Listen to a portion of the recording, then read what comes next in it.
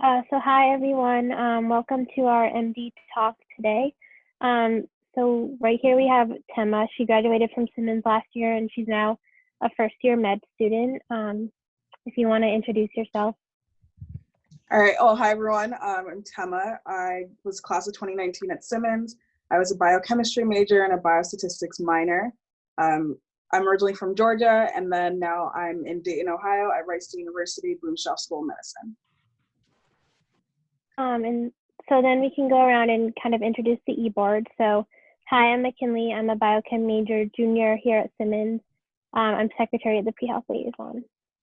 Hi, I'm Hannah. I'm a biology major, junior, pre-vet, and vice president of the pre-health liaison. Hi, I'm Taylor Forrest. I'm a junior at Simmons, and my major is biochemistry, and I'm the vice pres. Hi, my name is Chiara. I'm a neuroscience major, chemistry minor on the pre-med track, and I'm the pre-med chair.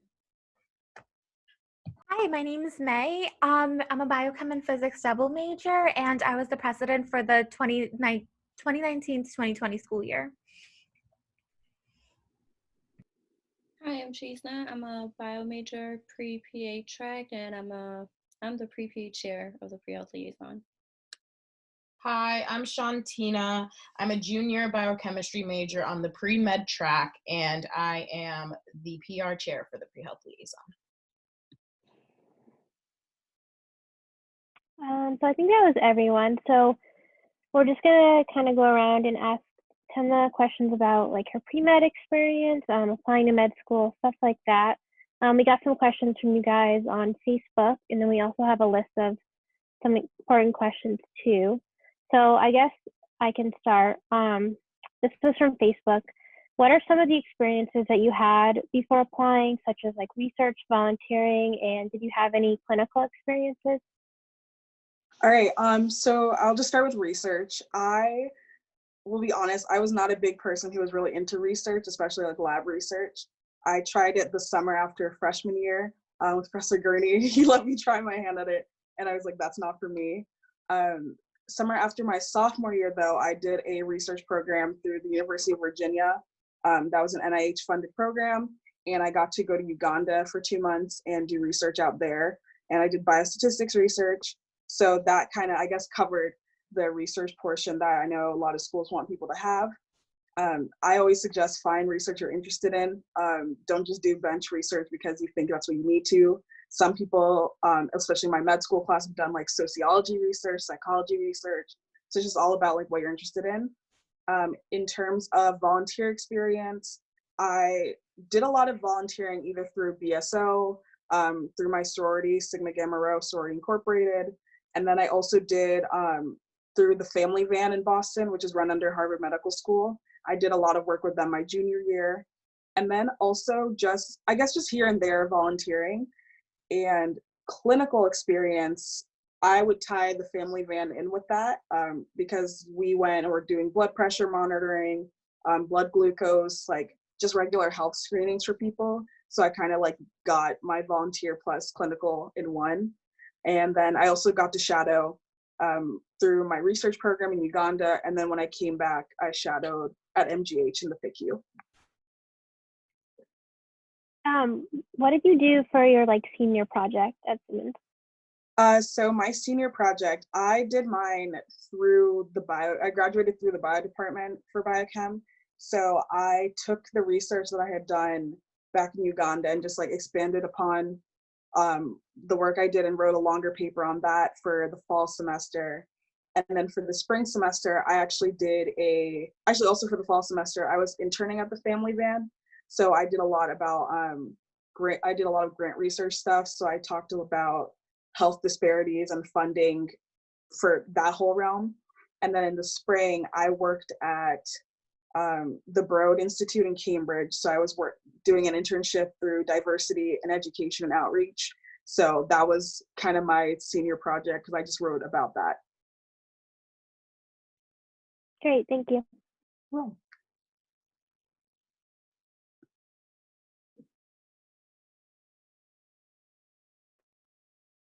Does anyone want to go ask next?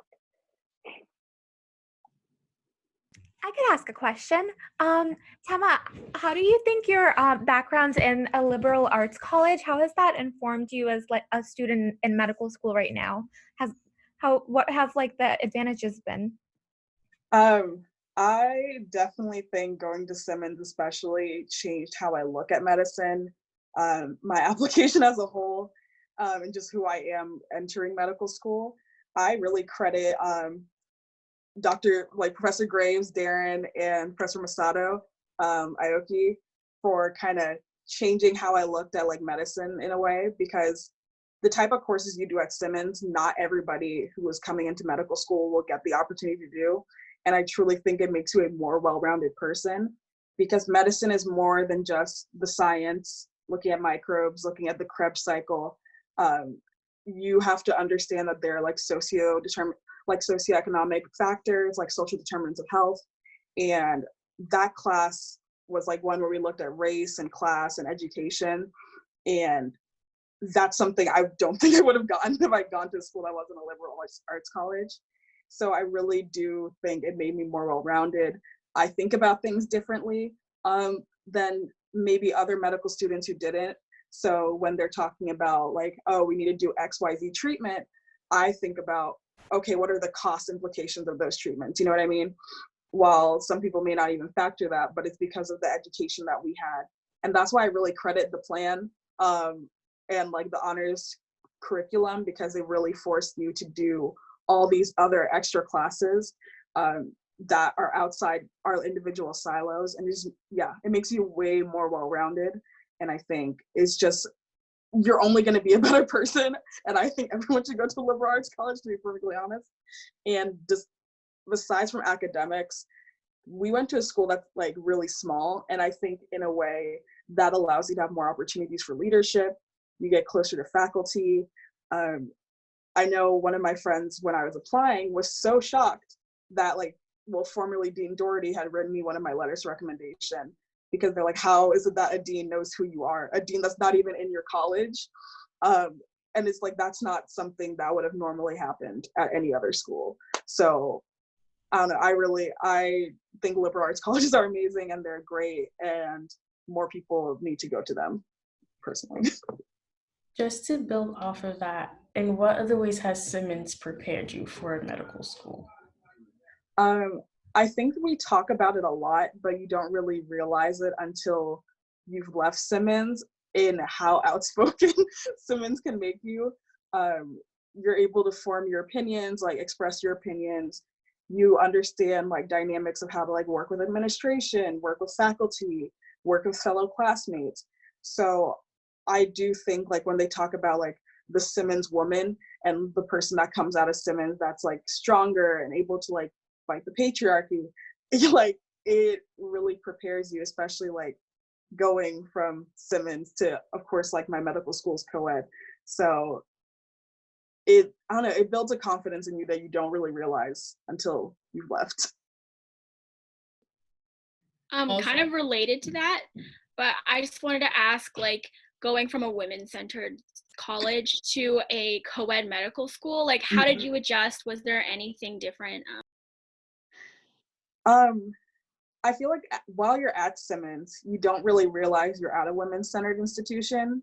You don't realize it. And then I came to medical school, and in the first week I was like, oh, there are men. Men have opinions. And if they think their opinion is the only thing that needs to be listened to. So that actually was an adjustment that it didn't like click that it would have to happen for me initially. But I think coming from Simmons, you realize that, no, my opinion is, I have as like strong an opinion as you. Most times we are correct. So it was an adjustment, I'm not gonna lie, but it took maybe like a week or two, and then it was smooth sailing. And then I also think because we were in Boston, it's fine. We weren't in the middle of nowhere. So we still had to like, through our internships and jobs and everything, it's not like we weren't interacting with or being in a co-ed setting. It's just the academic setting that we had to readjust to. Would you say that your med school class is very competitive? In what way would you say? Like, I guess between students, I feel like you always hear like people are like gunners or, you know, like, I don't know, trying to one up each other. But I think every medical school is gonna have gunners, like every med school class. There's always gonna be people like that. But I think for the most part, like we are really good about like working together, sharing resources. Also, our curriculum is very team-based, peer instruction heavy. That's essentially what our curriculum is built upon. So we're always working together. Like we always have to like different groups of people that you're interacting with. So in that aspect, like collaboration is in everyone's best interest. So I think that's where we're really lucky. And like our school was founded to be like a community medical school. So it's always had that like working together sense in mind. So I've been really lucky in that aspect. But I think for the most part, it's just all about like who you are as a person and understanding that medicine is collaborative. So I always say there's no point to be a gunner because at the end of the day, when everyone's a physician, you're going to be working with the same people that you were trying to like one up. So it makes no sense to do that because you should want everybody to be as best a physician as possible for your future patients. What do you think your favorite part about medical school is so far? I think actually learning things that I can see the implications of. Because I'm not gonna like undergrad biochemistry is great, like it was great and all, but sometimes you don't really see the like real life application of things. So I think for me, it's been really cool. Like, yes, it's hard, but I'll learn about like COPD, and then I'm like, oh, I actually have seen people who I know have COPD, or you can actually make like real life connections. Or I feel like med school is the first time when learning about glycolysis, I actually understood why every single piece was so important. Because usually it's just like if something's wrong, you die, that's it. But now it's like you learn like, no, every single piece has its like reason for being there. So I really enjoyed that. And then also it's always funny watching like medical shows now because they'll be saying things and I actually know what they're talking about. So that's been like a little fun thing about it. What did you learn your first year of medical school, like topics, classes, etc.? Cool. So I'm still in it. We still have a month left, but we started off with like public health sort of things. So we did about 2 weeks of that. Then we did a lot of biochemistry, but it's like the things we learned in a semester, we learned in maybe a week. So, and it's way more in depth. So even me, who was a biochemistry major, I was still having to learn new things and feel like going way more in depth than I ever did before. Anatomy, we started that last semester. A lot of immunology and microbiology. And then right now, the block we're in is cardio, renal, and pulm. So heart, like kidneys, lungs, all of that. We had to learn how it worked when it's normal. And now we're learning about like if something's wrong with all of them, how did those work? So yeah, it's like we learn a lot, and different med schools do them in different orders. And then in addition to that, we also have like clinical medicine days. So we learn like the actual how to be a doctor. So we've had like practice patient interviews, practice physical exams, and then also just learning about like what it means to be a physician. So those are a like solid overview of all the stuff that we've done so far this year. kind of going off of that, do you think that the class, like the science class you took at Simmons, prepared you well? Was there any like overlap between the two? There is overlap because there's all the required, like recommended and required classes you have to take pre-med school. I don't think you'll ever be fully prepared because med school goes so much in depth on everything. So I think it prepared me for what it needed to, and then med school is med school. So I think if undergrad covered everything, there would be no point doing medical school. So there's just that extra layer pretty much.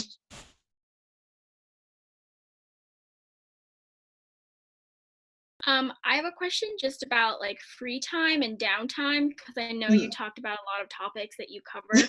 Do you have any? Yeah, I think it's all about like creating your own schedule and figuring out like you make a priority for what you want to make a priority for.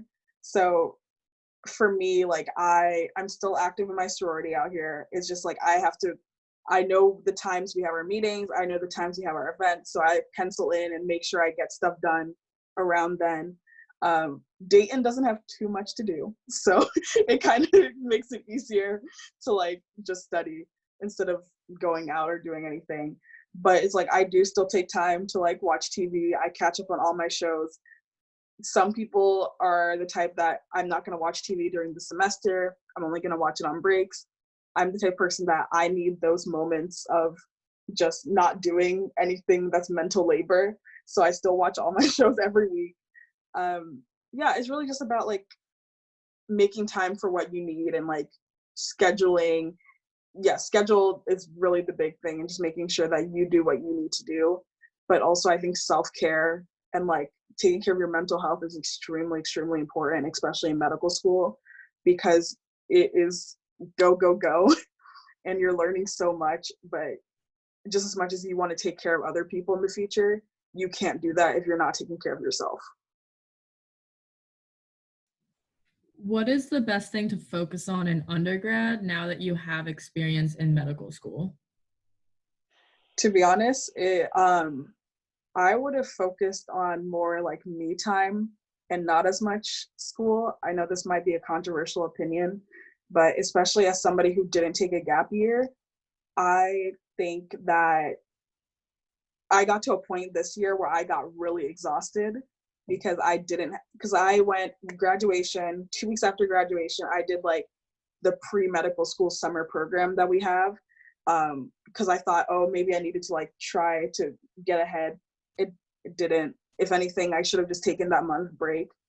And I think undergrad is honestly like one of the last times for a while that you will have a lot of more free time to just do things for yourself and really like relax. And so I wish I'd taken more advantage of that during undergrad than I did. Because looking back, I'm like, oh, instead of filling XYZ time with like whatever activity, I could have just been enjoying or exploring, because that's something that you won't get to do as much once you get into grad school.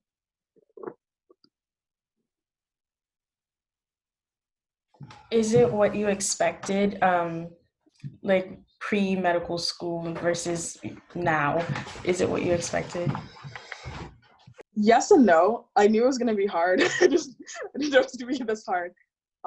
So I guess like it's kind of what I expected in that way.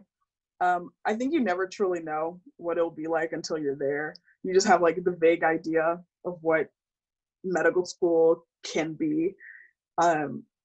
So yeah, I don't know. It's been interesting, but it's like a good interesting, and you're constantly discovering new things. You discover a lot about other people, about yourself. You kind of realize like how much you have in you to succeed that you didn't really realize you might have had before, which kind of sounds cliche, but it's honestly really true. And also you realize how comfortable you get with not being number one. Like everyone in medical school is smart, otherwise they would not be here. Everyone is smart. So I've gotten very comfortable that I'm not going to be the smartest person in the room, and that's okay.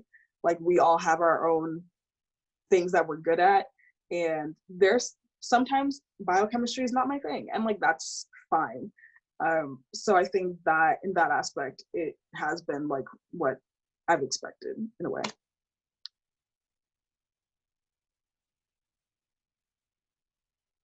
Going back to the application process, is there any like advice you would give to students who might be going through it this year or in the future? Definitely, okay, start your application early, like even just writing the activity section, because that can take a while. Your personal statement, like get a lot of different, well, not a lot, get people of different disciplines to look at it. I had a medical student look at it. I had somebody that was like going into medical school but was doing like her MPH look at it. And then I had one of my friends who used to work in a writing center look at it. So I had like people hitting it from different angles. And it's like, it's important to also have people who kind of know who you are as a person, so they can understand if like your voice is coming through with personal statement wise. any opportunity you have to like meet or contact admissions offices, I would honestly do that. That's something I didn't learn about until I was in medical school, that was an option.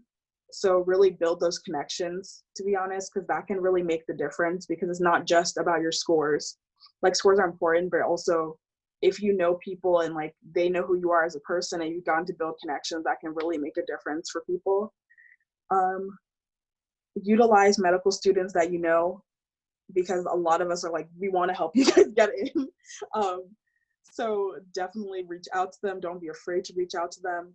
They might be busy, but like they will find the time to help you. And then go to conferences.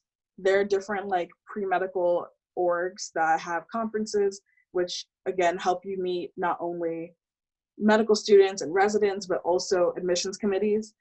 They have like their recruitment people at these events sometimes. So take advantage of those. And if anything, even if you don't get to meet them, you can meet fellow pre-meds, and those relationships can take you, those can be some of your closest allies in medical school. So yeah, those are really like, I think my major things I learned from the whole application process. Oh, and save money, because it is expensive. It's very expensive. I was about to ask that next. Like, how are you paying? What are the financial options? So there's the fee assistance program that WMC has, where I think for this cycle, because of COVID-19, they've changed the criteria where now you can be like 200% above the poverty line. Before, I think it was maybe just 100. But that program, you can get like discounted MCAT, if not free, MCAT prep material, and then also now you can apply to 20 schools for free before you have to start paying. But if you don't qualify for that, honestly, a lot of times it's having to work and save. I was lucky with the Cotson scholarship. I got to use my stipend to help pay for part of my application. And even with that, it didn't cover everything. So I worked and saved and had to use that to help pay for all my applications and pay for flights. Because I think that's the really big thing, is that flights will get you, especially if you're somebody who's not applying to schools all in the area where you are, or all not in one location. So for me, I tried to group as much as I could interviews, but sometimes, especially being in school, that's not always an option. So just really try to be strategic with how you're like, how you do interviews, especially. Don't be afraid to contact schools, especially secondaries. I had friends who reached out to schools and were like, hey, I'm paying for everything myself. I can't afford your secondary. And some schools were lenient and reduced the cost, if not made it free. So like, I guess a closed mouth doesn't get fed, basically. So you just have to save, ask, and just, yeah, really just try, because it can be really expensive if you're not careful. This is another question from our Facebook page, but what experiences helped you the most when writing the secondaries or personal statements? I don't know if there was like a one singular experience that helped with the personal statement, since that one is more about like why medicine is for you. And for some people, it can be like childhood experiences and like their family. For me, I had a combination of like family, and then my Uganda experience, and then working, I think, with the family van. I don't remember. I think that might have been in my personal statement. But like, and also Simmons. I've talked about like the class I took with Darren and Masato in my personal statement. So there's those experiences that can help. With my secondaries, I don't know, secondaries ask a lot of like different questions that might not be experience specific. Like they'll just ask about a time you showed leadership, or a time something challenged you. And for some people, that's like something happened in the 5th grade. It really is just up to you personally. But yeah, it really varies on the person, to be perfectly honest.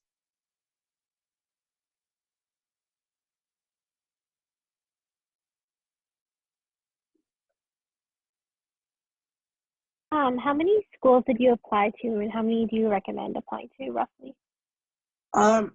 I completed 26 primary applications and then submitted 24 secondaries.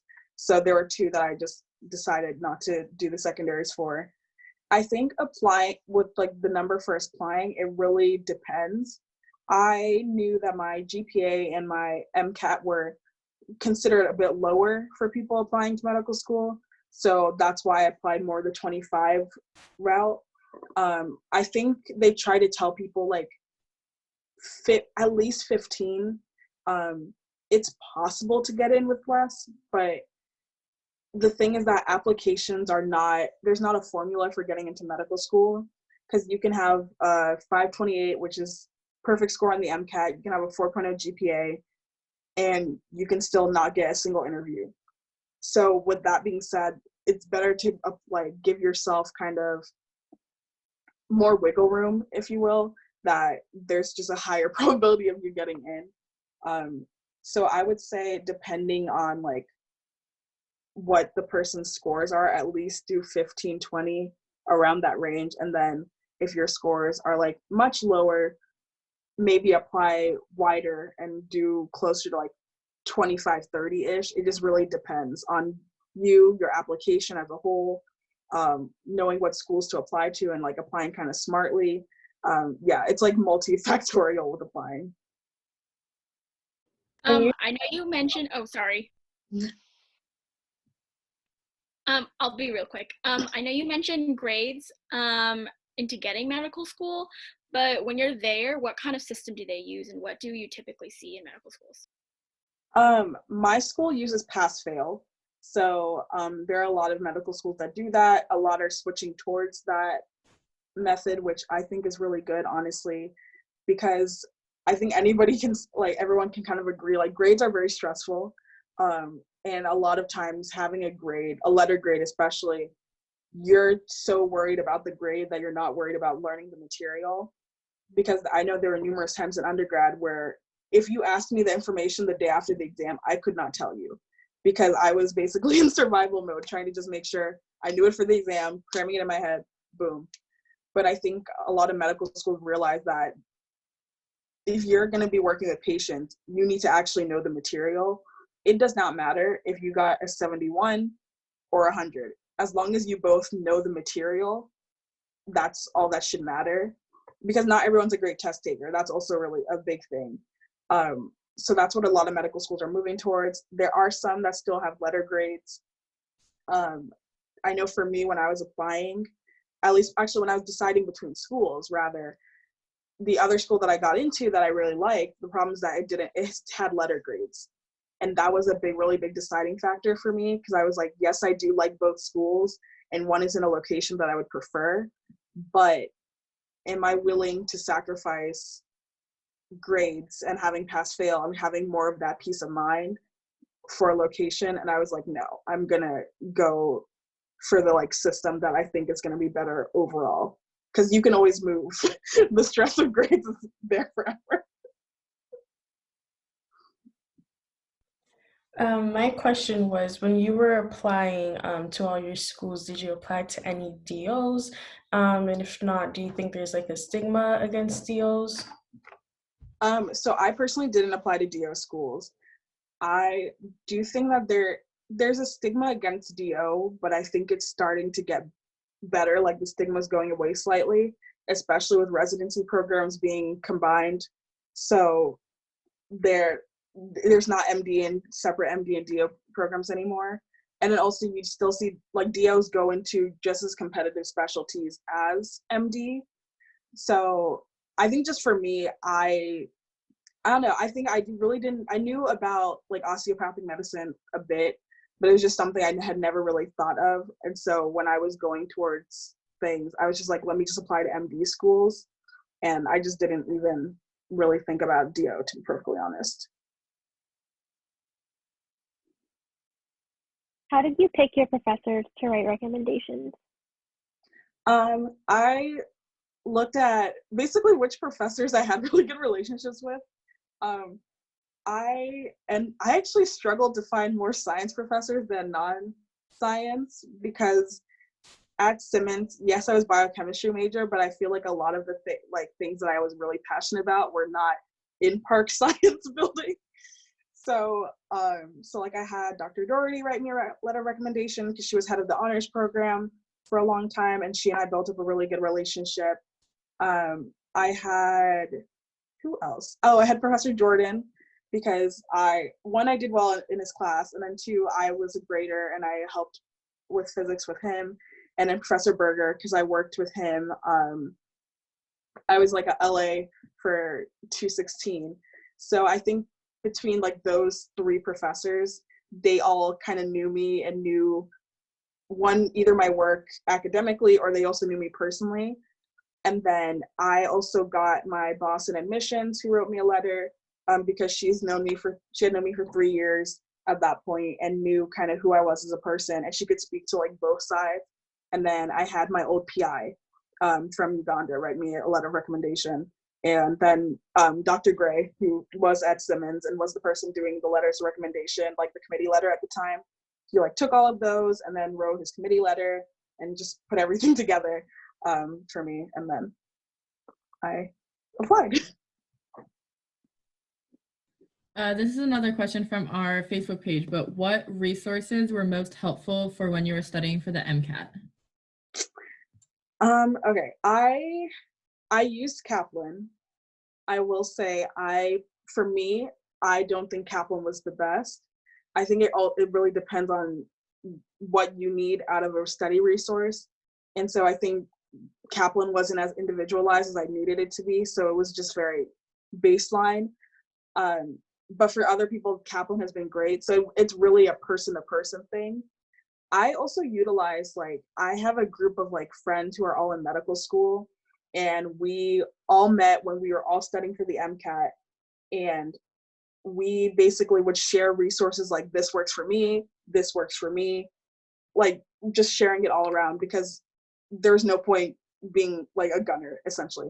So we just wanted each other to do well. So I think that was actually very helpful. It is very nice to find people also going through whatever you're going through, because you guys hold each other accountable. You can share resources. So I think finding those circles is actually might have been the most like beneficial part of MCAT studying for me, because they put me onto resources that I think helped me towards that final stretch more than Kaplan did. So I really do recommend like finding friends. Find friends. You don't even have to know them like personally. It's just people you know, you all have the same shared goal and are gonna hold each other accountable that, okay, nobody use your phone for like this amount of time.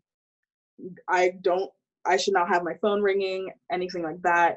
Make sure you do your like quiz. You guys all come together and review stuff together and talk through answers. So I think those are actually some of the best things and resources. What was your study schedule like for the MCAT? So I took the MCAT January of my junior year. So the fall before that, I took the bare minimum 12 credits that Simmons would let you take. And then I treated MCAT studying like my fourth class, essentially. So I had like built-in time during the week. I would say like 12 hours during the week. That was like MCAT specific. And then I did that all throughout the fall. I think I took 1 or 2 practice exams during the fall semester. And then winter break, I was basically holed up in my basement studying for like 10 to 12 hours a day, and then taking practice exams when it got closer to my date. Because I knew, I was like, there are people who take it multiple times, but I just knew with the mental toll that MCAT studying was taking on me, I only wanted to take it once. I didn't want to take it again. So I had like a score in my mind that I needed to get above, and I got 1 point above that score, so I never had to take the MCAT again. So there are tons of resources online. There are MCAT Reddits, because that's what I utilize. I utilize MCAT Reddit to kind of find schedules people had already made and like kind of tweak it for me. And it's like, if it's not broke, don't fix it. Like, don't reinvent the wheel. There are people who've already gone through this and kind of utilize what they're doing to adapt it to whatever you need.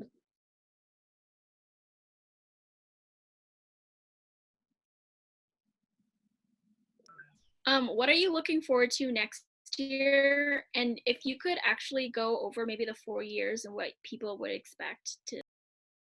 All right, I'll go over what the 4-year plan is, like general schedule is first, so what I'm saying will make sense.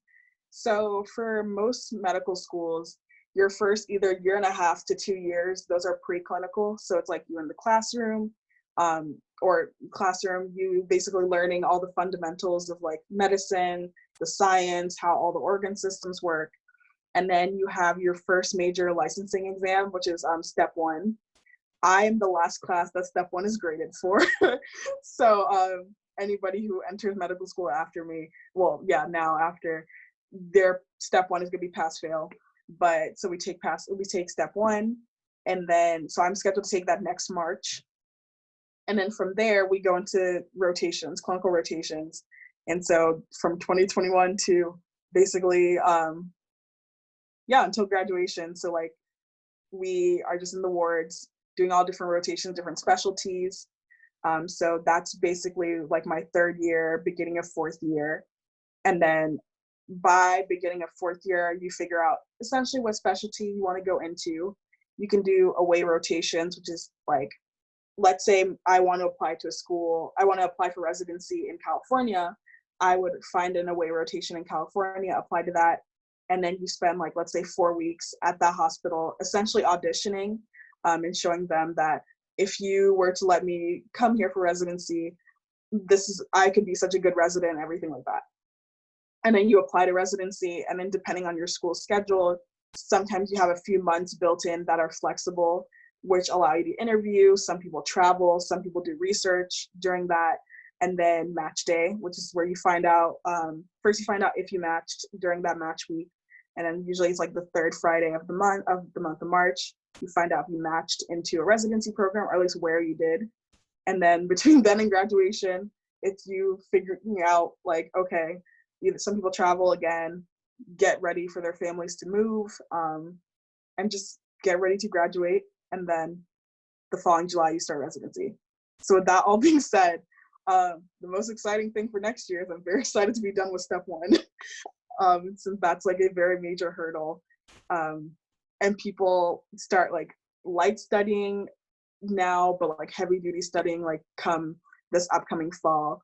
So I'm excited. The most exciting thing of medical school for me is being able to go into the wards and like do rotations, because that's when like you feel like a doctor, and like this is what I came to medical school for. So yeah, that's what I'm really excited about. I was supposed to go to Malawi for global health because I'm doing the global health elective in my school. Unfortunately, that got canceled.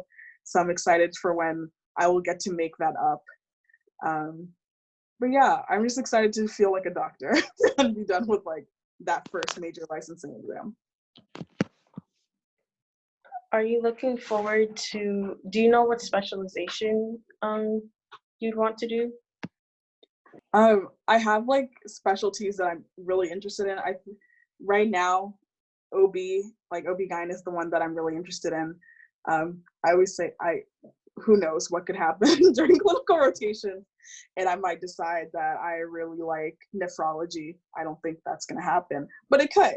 So I'm keeping a semi-open mind, but at the same time, like all of my interests align with OB. You mentioned that you're doing a global health elective at your school. What does that kind of entail? So basically, throughout this past like spring semester, we had about like 6 classes in the evening, just discussing like what global health is, what it is to like work in the global health sphere, learning about different, well, for some people, this is the first time they've really like dived into global health. So learning about like what it means, different countries, cultural competency, which is so important. And then usually at the end of like the summer between 1st and 2nd year at my school, those in the global health elective they have chosen whatever country they plan to go to and work with. And like I said, I was going to go to Malawi, but other people were going to go to like Eswatini, formerly known as Swaziland, Peru, Ecuador, I think, and Mexico. Those were some of the countries people were planning to go to. And then unfortunately, due to COVID, we had to cancel that. So we're going to try to figure out more like local, so like looking at like the refugee population, because Dayton does have a really big refugee population, surprisingly enough. And then we have a class during our the fall of our second year. And basically we just have like courses throughout our 4 years here. You do like a global health project. And then during your 4th year, you can actually do one of your rotations, or one of your electives. You can choose to do it abroad. So there are 4th years who went and spent the month in Ecuador. There were some that went to Greece. One I think went to Malawi again. So you can do basically a rotation in the country of your choosing, working with like a different like organization that's local there.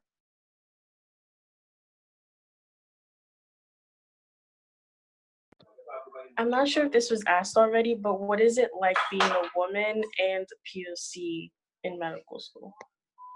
I don't know, it's interesting. My class actually has a lot of women of color in it. I think we're like close to 30% Black, which is extremely large percentage for a non-HBCU med school. So I feel like I don't notice it as much as if I would have gone to a school that has lower numbers. I think you're always going to realize it when you see that some of the people in the higher up positions they don't look like you.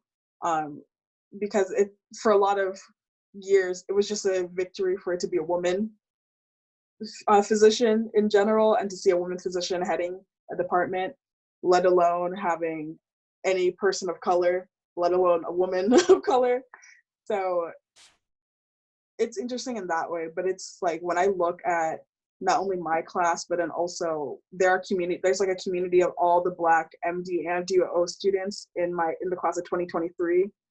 There's a lot of us, and it's like I see the work that everyone is doing, and it gives me a lot of hope for the future, because our generation are going to be the ones that are heading the programs and heading all of these different organizations.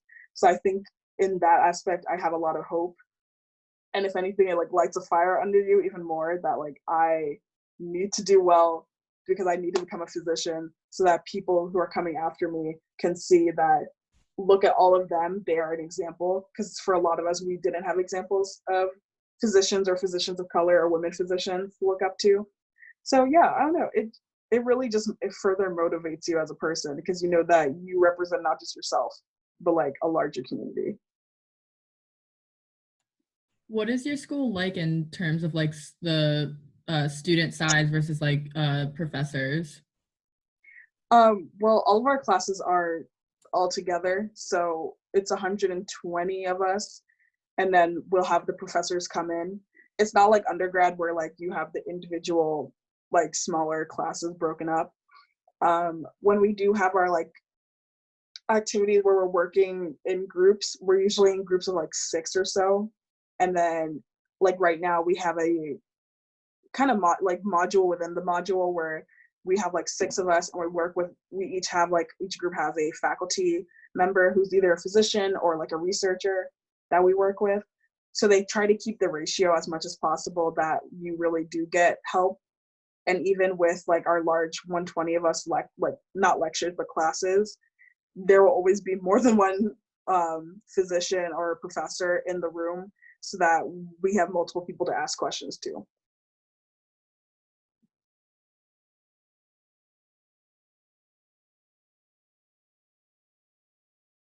You mentioned that you're very active with your sorority. Are there any other orgs that you're involved in? Yeah. So I'm in the Student National Medical Association, which is it's an org that's historically been to support like minority medical students and just helping like fix as much as we can like the health disparities that exist with minority communities. So I work with them. I'm in the local chapter, and then I also have worked on like the national committees. So I've done those. Those are the main 2 that I do in school, in addition to like the global health stuff, because unfortunately with medical school, you have to take all your interests and boil it down to like the 2 or 3 that you're really interested in, because you only have so much time. But yeah, those are the main 2 that I do stuff with.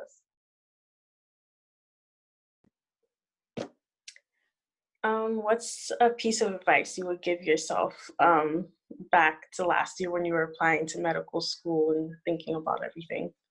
Relax, because I was stressed. well, if I was telling like my junior year self, I would say like definitely stop doubting yourself, because I think there were schools that I didn't apply to because I was like, there's no way I could ever get in. Um, and I'm like, there's no perfect formula, like I've said. So it's like, who knows what could have happened. Definitely like, don't be shy. So just like how I'm telling you guys how it's so important to try to like make connections with like people in like the diversity office of admissions and stuff like that. I didn't know that at all. So I think looking back, I would have definitely like tried to make those connections at like conferences that I went to. Don't be afraid to utilize connections that you have. Don't be stubborn. Yeah, I have a lot of advice for my past, but mostly like relax and like appreciate the time you have now, because I thought I was busy then, and then came to medical school.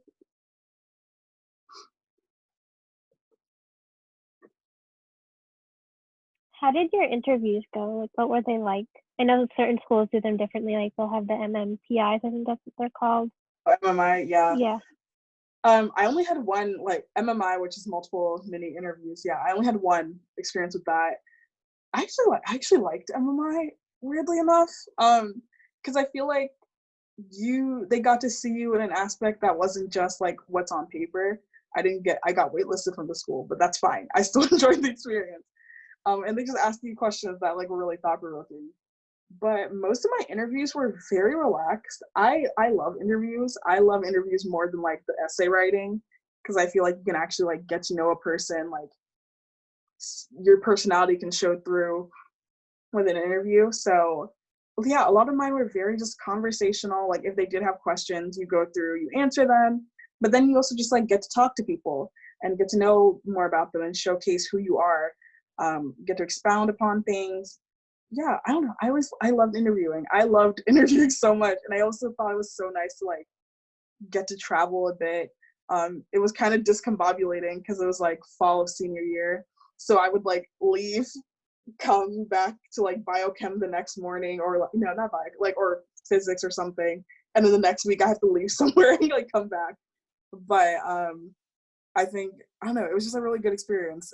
And I highly recommend that people who interview try to like, if you've never been to the city before, especially, like, or like it's been a long time, try to take an extra day to be there like after your interview to just experience it. That's what I did for my interview in Chicago, and I thought that was great.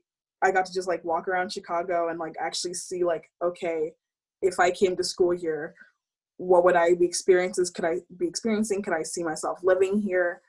So yeah, highly recommend that. Do you have any outfit tips? I know they're kind of like strict about what they want you to wear. Ooh, yeah, I learned my lesson. Don't wear too high of heels. Even if you're somebody, like I love high heels, but my first interview was UChicago, and we had to walk from the like admissions office to the hospital, and it was like cobble-ish roads, and that was not good. So as much as I hate kitten heels, just wear your kitten heels. It's fine. You're there not for fashion. You're there for an interview. If you're somebody that likes flats, pack flats. Pack an extra pair of pantyhose if you wear them, because somehow by Murphy's Law, you'll get a run in your pantyhose. So have one to spare to change into. Yeah, it's just like in your bag that you take for your interview, just prepare for the worst for everything.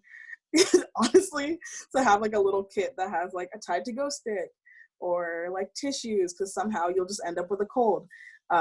Just like plan for everything.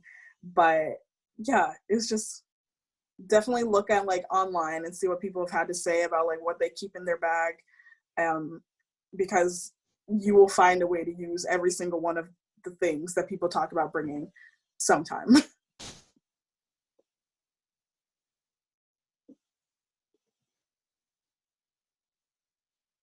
How has quarantine kind of changed your semester? I'm assuming you're online now. Yeah. So my school is 100% lecture free. I think we're the only school that is. So when I talked about coming to class, it's like at home we do all the readings that they've assigned, then we come to class and answer questions and kind of work with like our classmates to like answer those questions, figure out like what professors kind of want us to know. Now we have to do that online, which like isn't as fun, isn't as good. Sometimes you feel like you're not really learning it as much because you're at home. But so that's how the main way things have changed. Like my interview OSCE has to be online now instead of like in person like it normally be. Yeah, it's a very interesting time, especially for medical education with COVID, because third years are having to stop rotations, and these are the months where some of them might have just been entering a specialty, like entering a rotation for the specialty they think they want to go into, and now they're having to do that specialty online, and it doesn't give you the same experience. So yeah, it's very interesting, and I think a big thing that people have to realize that we are in very unusual times. So a lot of us have been like kind of kicking ourselves like, oh, we're not as productive as we used to be. But it's like we have to show ourselves grace. I think everyone has to show themselves grace, because this is not the world like it was 3 months ago. So like my productivity level then, I don't think it's fair for me to try to compare myself to past Tema, because that world does not exist anymore. And I think that just goes for everybody. I wish as a whole, administrations all over the place would understand that, because I think students are being very flexible. But yeah, it's just like, I think I've had to realize you can only control what you can control. So I'm trying not to worry about like everything else. I'm like, let me do these readings. I'll go to class the next day. I know what I need to look at more now, and just keep going from there.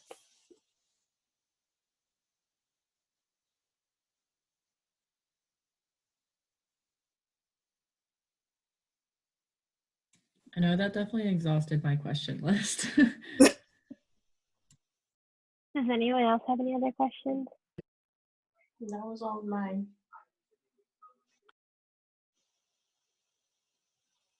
I mean, I think we've covered a wide basis, so hopefully all of your questions have been answered. But I'd like to thank you, Tema. We really appreciate you taking the time to do this. Oh, of course, no problem. And I can share my email with you guys to like share with people if anyone who needs to ask like more individualized questions, or just, I don't know, needs help and needs something to be read. I am more than willing to do that. Great, thank you. Thank you. Thank you.